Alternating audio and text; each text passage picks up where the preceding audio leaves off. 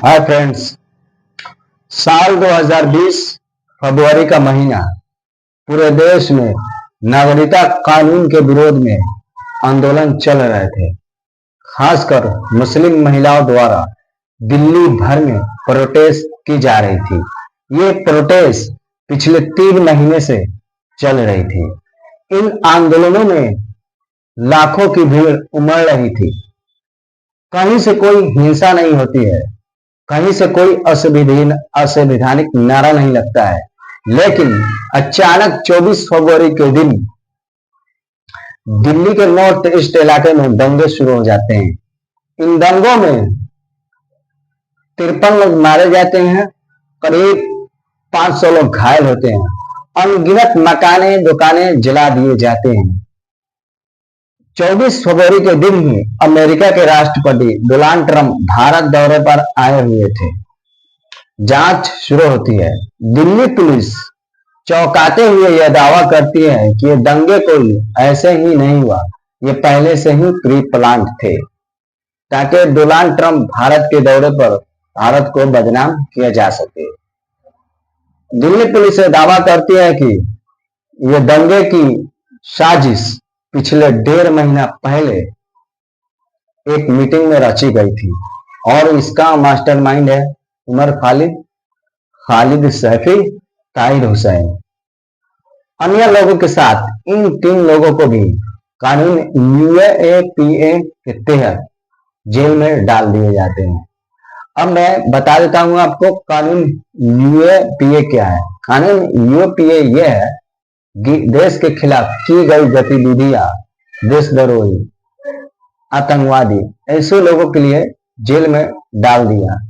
डालने के बाद उस पर आप मतलब कुछ कर भी नहीं सकते हैं, कहीं से कोई वकील भी लड़ नहीं सकता है, वो केस ऑन ही नहीं होगा कि आप उसका सबूत दीजिएगा कि ये गुनहगार है या नहीं। यूएपीए लग गया, उसको जेल में लंबे समय तक रखा जा सकता है बगैर ट्रायल के। तो उन पे यूएपीए लगा है, इसलिए वो लंबे समय से जेल में है, कोई ट्रायल भी उन पे शुरू नहीं हो रहा है। तो फ्रेंड्स, यहाँ बात करते हैं कि आखिर ये लोग जो सीएए एनआरसी के विरोध कर रहे थे, उमर खालिद और उनके साथी, क्या ये यही दंगे की साजिश रचे थे? क्या थी उस कथित मीटिंग में जो दिल्ली पुलिस दावा करके इनको जेल में डाल दिया? तो बताते हैं आज की इस एपिसोड में।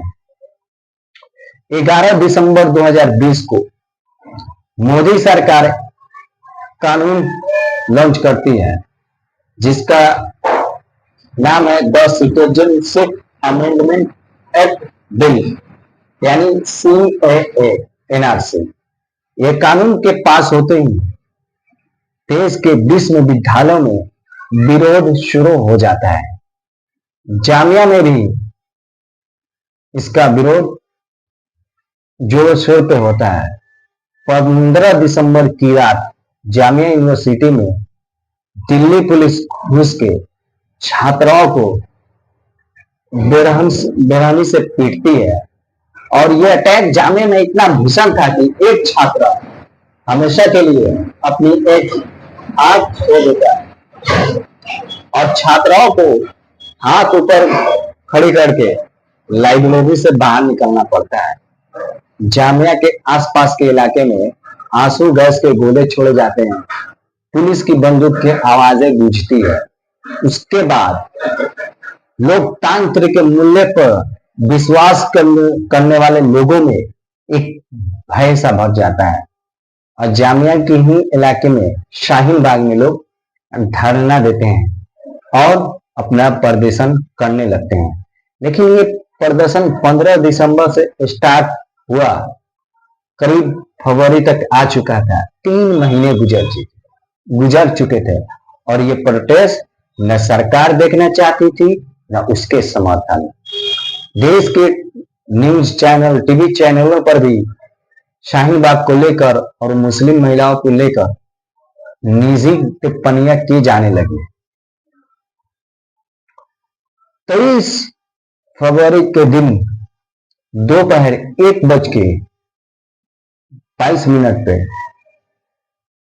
बीजेपी के नेता कपिल मिश्रा एक ट्वीट करता है कि जाफराबाद के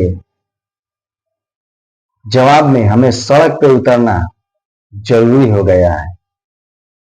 करीब 3 बजे तक बीजेपी नेता कपिल मिश्रा अपने साथियों के लेकर खुद जाफराबाद पहुंच जाता है और पहुंचने के बाद डीएसपी को उसके खुद बाजू में धमकाते हुए यह कहता है कि डोनाल्ड ट्रंप के जाने तक हम रुक रहे हैं, तब तक आप जाफराबाद और खलीलाबाद खाली करा लीजिए, वरना हम बाद में आपकी भी नहीं सुनेंगे।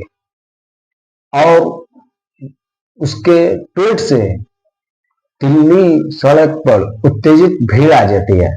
करीब 3, साढ़े 3, 4 बजे तक खबर ये आने लगती है कि जाफराबाद, मैं आपको बता दूं कि शाहीन बाग के तर्ज पर ही जाफराबाद में भी एंटी सीएए एनआरसी प्रदर्शन हो रहे थे।